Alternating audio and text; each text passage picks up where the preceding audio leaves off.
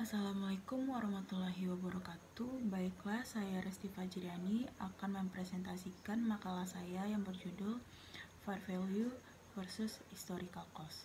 Yang pertama, saya akan membahas tentang pengertian dari historical cost. Menurut Suarjono, cost historis merupakan rupiah kesepakatan atau harga pertukaran yang telah tercatat dalam sistem pembukuan. Prinsip historical cost menghendaki digunakannya harga perolehan dalam mencatat aktiva, utang, modal, dan biaya.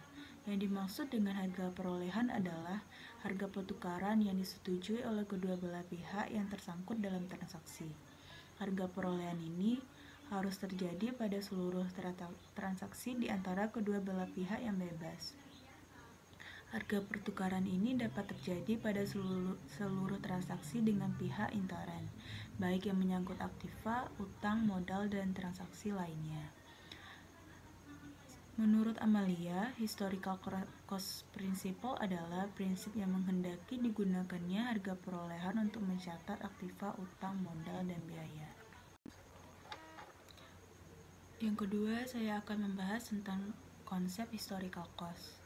Yang pertama, historical cost merupakan sarana utama dalam penyampaian informasi kepada pemegang saham. Yang kedua, berbeda dengan fair value, current income meramalkan pendapatan masa depan di mana suatu penilaian dapat dibuat.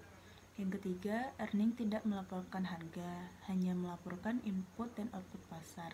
Yang keempat, earning mengukur kepengurusan manajemen dalam arbitraging input dan output pasar dalam menambahkan nilai pada pasar. Yang ketiga, saya akan membahas tentang kelebihan dan kelemahan historical cost. Yang pertama, tentang kelebihan historical cost. Tidak dapat dipungkiri bahwa biaya yang sebenarnya dikeluarkan lebih objektif dan konkret dalam pengukuran nilai suatu aset dibandingkan dengan perkiraan jumlah uang yang akan diterima, andaikan aset tersebut dijual saat ini. Biaya akuisisi lebih menggambarkan kenyataan yang ada dibandingkan dengan harga pasar yang berlaku saat ini. Kegunaan historical cost pada akuntansi konvensional sudah banyak ditentang. Berikut ini beberapa argumen mengenai historical cost. Yang pertama, historical cost relevan dalam membuat keputusan ekonomi. Yang kedua, historical cost berdasarkan pada transaksi yang sesungguhnya, tidak pada kemungkinan. Yang ketiga, selama sejarah, laporan keuangan yang digunakan menggunakan historical cost sangat berguna. Yang keempat, pengertian terbaik mengenai konsep keuntungan adalah kelebihan dari harga jual dari historical cost. Yang kelima, akuntan harus menjaga integritas dari modifikasi internal. Yang keenam, seberapa bergunanya laporan keuangan tergantung dari current cost atau exit price. Yang ketujuh, perubahan dalam harga pasar dapat diungkapkan sebagai data tambahan. Yang kedelapan, terjadi ketidakcukupan data dalam membenarkan penolakan historical cost accounting. Selanjutnya, saya akan membahas tentang kelemahan dari historical cost. Menurut Muljono, kelemahan penggunaan historical cost antara lain yang pertama, adanya pembebanan biaya terlalu kecil karena pendapatan untuk suatu hal tertentu pada saat tertentu akan dibebani biaya yang didasarkan pada suatu nilai uang yang telah ditetapkan beberapa periode yang lalu pada saat pencatatan terjadinya biaya tersebut. Yang kedua, nilai aktiva yang dicatat dalam neraca akan mempunyai nilai yang lebih rendah apabila dibandingkan dengan perkembangan harga daya beli uang terakhir. Di samping itu, juga terjadi perubahan kurs yang cepat atas aktiva dan pasiva dalam valuta asing yang dikuasai perusahaan, sehingga mengalami kesulitan dalam perhitungan selisih kurs yang tepat. Yang ketiga, alokasi biaya untuk depresiasi dan amortisasi dibebankan terlalu kecil dan mengakibatkan laba dihitung terlalu besar. Yang keempat, laba rugi yang terjadi dihasilkan oleh perhitungan laba rugi yang didasarkan pada asumsi adanya stable monetary unit tersebut tidaklah real apabila diukur dengan perkembangan daya beli uang yang sedang berlangsung. Yang kelima, perusahaan tidak akan mempertahankan real kapitalnya dan ada kecenderungan terjadinya kanibalisme terhadap modal sehubungan dengan pembayaran pajak perseroan dan pembagian laba yang lebih besar daripada semestinya. Yang keenam, menyalahi mathematical principle karena berbagai himpunan yang tidak sama dijumlahkan menjadi satu. Di samping hal-hal di atas, akan timbul kesulitan-kesulitan bagi manajemen perusahaan apabila harus mendasarkan pada laporan akuntansi yang disusun atas dasar asumsi adanya stable monetary unit. Yang keempat, saya akan membahas tentang kritik terhadap biaya historis. Yang pertama, menyediakan informasi dalam rangka melaksanakan fungsi penatagunaan manajemen merupakan interpretasi yang terlalu sempit atas tujuan akuntansi. Dalam akuntansi biaya historis atau akuntansi konvensional, tujuan untuk menyediakan informasi yang berguna untuk pengambilan keputusan ekonomi diperlukan untuk memberikan informasi tentang fungsi penatagunaan manajemen. Meskipun bermanfaat, hal tersebut merupakan interpretasi yang terlalu sempit dalam melihat tujuan akuntansi. Tujuan utama akuntansi adalah untuk memenuhi kebutuhan para pengguna untuk membuat keputusan.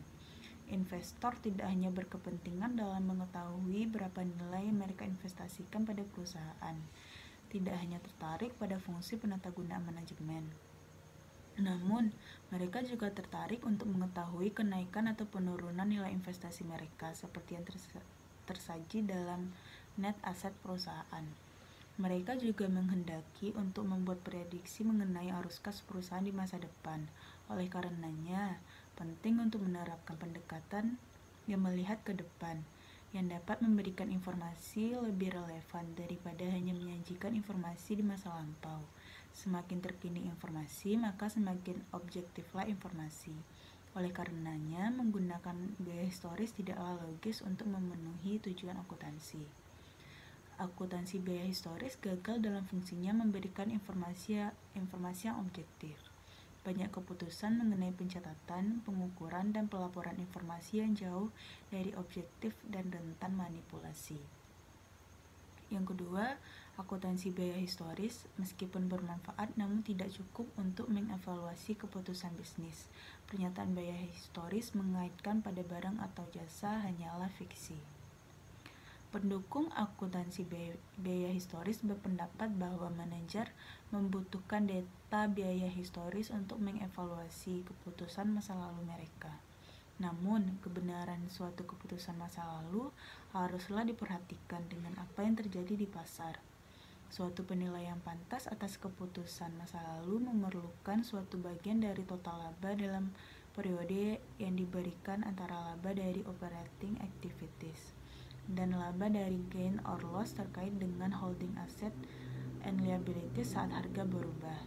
Laba operasi and holding gain harus dipisahkan ke dalam elemen yang diperkirakan dan tidak diperkirakan. Biaya historis mempunyai manfaat, akan tetapi tidak cukup untuk mengevaluasi keputusan bisnis. Ketika aset diperoleh, biaya historis adalah tepat karena nilainya mengacu pada kejadian saat ini. Akan tetapi, segera setelah periode akuntansi lewat, nilai ini tidak lagi mutakhir dan oleh karenanya tidak lagi logis. Yang ketiga, basis biaya historis yaitu going concern tidaklah realistis.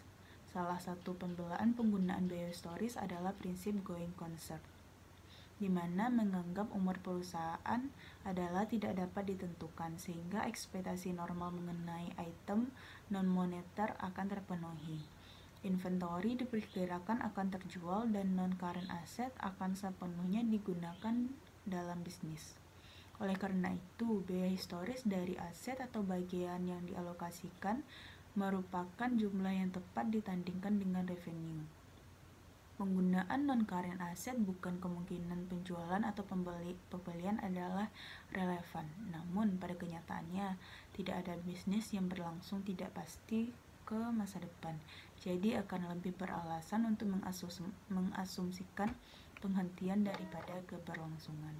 Yang keempat, penggunaan konsep penandingan tidak menghasilkan informasi yang relevan dan terpercaya.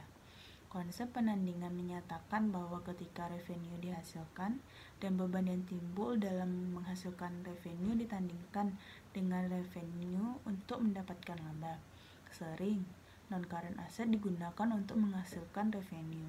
Misalnya, depresiasi dibebankan untuk menandingkan biaya penggunaan aset dengan revenue yang dihasilkan dari aset tersebut. Hal ini merupakan teori pengaitan biaya yang menghubungkan biaya historis dengan nilai dari jasa.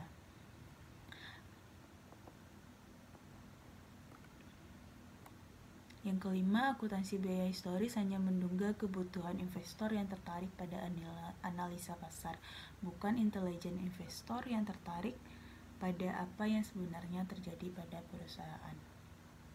Akuntansi biaya historis yang memfokuskan pada penentuan aset net profit menyebabkan penyimpangan dan penyembunyian atas pengungkapan penting perusahaan. Hal ini dikarenakan tujuan akuntansi konvensional telah disalahartikan, di mana akuntan terlalu berpandang sempit akan kebutuhan investor dan menerima cara lama dalam menganalisis perusahaan dan sahamnya. Akuntansi konvensional fokus pada memenuhi kebutuhan investor yang tertarik pada analisa pasar atau psikologi pasar yang tidak menaruh perhatian penuh pada apa yang sebenarnya terjadi pada perusahaan. Akuntansi konvensional memandang bahwa prosedur mendasar dalam analisis perusahaan yang menekan pada profit dan dividen merupakan pendekatan yang tepat dalam semua perusahaan. Tetapi pendekatan ini terbatas oleh beberapa alasan. Salah satunya adalah bahwa neraca tidak melaporkan seluruh asetnya.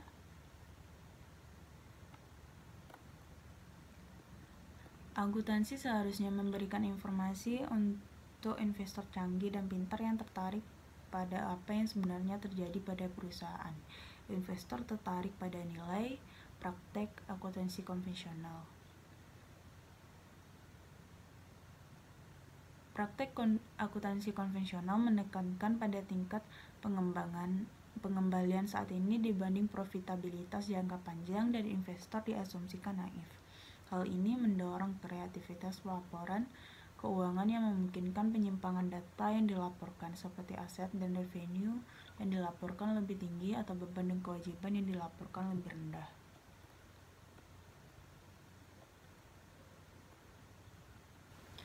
Selanjutnya, saya akan membahas tentang pengertian dari fair value. Menurut Suarjono, fair value adalah jumlah rupiah yang disepakati untuk suatu objek dalam suatu transaksi antara pihak-pihak yang berkehendak bebas tanpa tekanan atau keterpaksaan.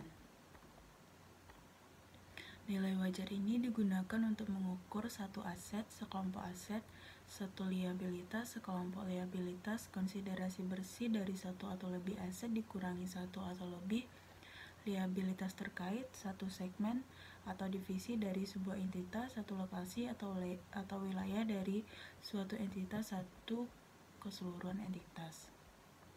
Konsep dari fair value yang pertama, neraca menjadi sarana utama menyampaikan informasi kepada pemegang saham. Yang kedua, semua aset dan kewajiban dicatat dalam neraca pada fair value. Nilai buku dari equity melaporkan nilai equity.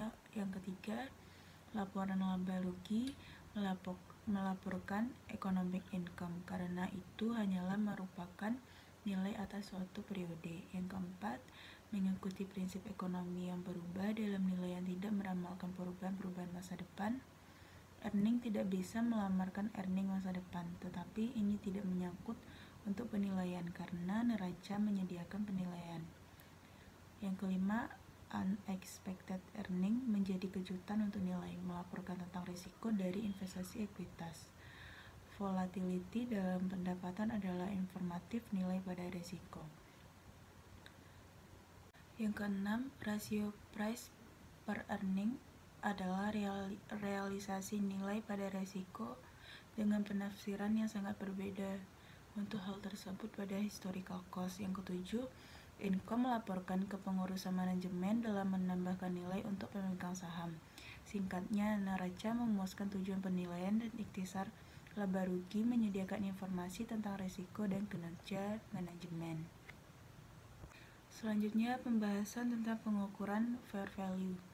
Fair value dianggap sebagai konsep yang paling sesuai dan relevan untuk penyusunan laporan keuangan sebuah perusahaan, karena bisa menggambarkan nilai pasar yang sebenarnya. Nilai wajar diukur menggunakan dasar ketika aset atau liabilitas dapat ditukar, bukan ketika aset atau liabilitas benar-benar ditukar. Cara mengukur ketika aset atau liabilitas dapat ditukar adalah dengan menggunakan yang pertama, pendekatan pasar. Dalam pendekatan ini, nilai wajar diukur berdasarkan harga pasar atau informasi relevan lain yang dihasilkan dari transaksi di pasar. Hal ini termasuk harga aset atau liabilitas sejenis yang ada di pasar dan metode penilaian lain yang konsisten dengan pendekatan pasar. Urutan yang digunakan jika nilai wajar menggunakan pendekatan pasar adalah harga pasar aset atau liabilitas pada saat pelaporan. Jika tidak terdapat harga pasar aset atau liabilitas, maka menggunakan harga pasar aset atau liabilitas sejenis. Jika tidak terdapat harga pasar aset atau liabilitas sejenis, maka menggunakan model yang konsisten dengan pendekatan pasar. Contohnya model matrix pricing. Yang kedua, pendekatan penghasilan. Pendekatan ini menggunakan teknik penilaian untuk mengubah nilai masa depan. Contohnya aliran kas atau laba ke nilai terdiskonto. Pengukuran nilai wajar dalam pendekatan ini menggunakan dasar nilai yang dilihat dari harapan pasar kini atas nilai aset atau liabilitas masa depan. Pendekatan ini termasuk menggunakan nilai kini atau present value. Yang ketiga, pendekatan cost. Pendekatan cost disebut juga pendekatan cost pengganti kini. Cost pengganti ini adalah jumlah yang diperlukan untuk mengganti suatu aset. Selanjutnya, membahas tentang kelebihan dan kelemahan dari fair value. Yang pertama, kelebihan dari fair value. Yang pertama, investor berkaitan dengan nilai bukan biaya, maka melaporkan fair value. Yang kedua, dengan berlalunya waktu, harga historis jadinya tidak relevan di dalam menaksirkan posisi keuangan suatu entitas. Harga menyediakan informasi terbaru sekitar nilai dari aset-aset. Yang ketiga, akuntansi fair value melaporkan aset dan kewajiban dalam cara yang ekonomis akan memperhatikan mereka. Fair value mencerminkan unsur pokok ekonomi yang benar. Yang keempat, akuntansi fair value melaporkan economic income. Yang kelima, fair value adalah penukaran berbasis pasar yang tidak dipengaruhi oleh faktor-faktor khusus untuk entitas tertentu. Secara setimpal, itu menunjukkan suatu pengukuran yang tidak bias, yang konsisten dari periode ke periode dan lintas entitas. Kelemahan fair value. Meskipun fair value dimaksud untuk mengatasi kelemahan dari historical cost, namun terdapat kelemahan dari fair value. Beberapa kelemahan dari fair value adalah yang pertama, meskipun bermaksud baik, namun perkiraan manajemen tentang fair value bisa menjadi salah pada luas berbagai prediksi dan asumsi yang salah. Yang kedua, opportunistik dan ketidakjujuran manajemen dalam mengambil keuntungan dari penilaian dan estimasi yang digunakan dalam proses manipulasi dan mengurutkan angka pada hasil dalam angka pendapatan yang diinginkan. Sekian presentasi dari makalah saya. Apabila terdapat kekurangan mohon dimaafkan. Assalamualaikum warahmatullahi wabarakatuh.